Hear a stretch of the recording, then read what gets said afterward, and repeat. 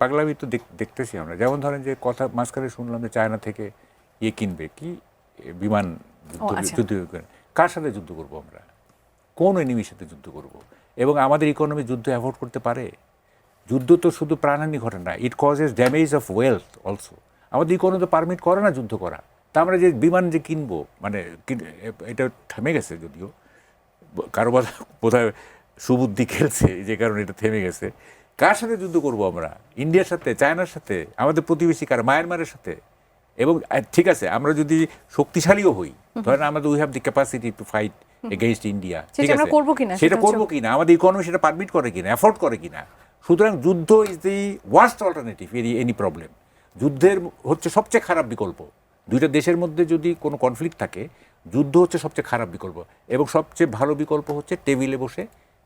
এবং সেটা বাংলাদেশের প্রেক্ষাপটে তো সেটাই আমাদের সবথেকে ভালো চয়েস। এখানে একটা জিনিস ইম্পর্টেন্ট, আপনার যুদ্ধের প্রস্তুতি থাকা মানেই কিন্তু যুদ্ধ করা না।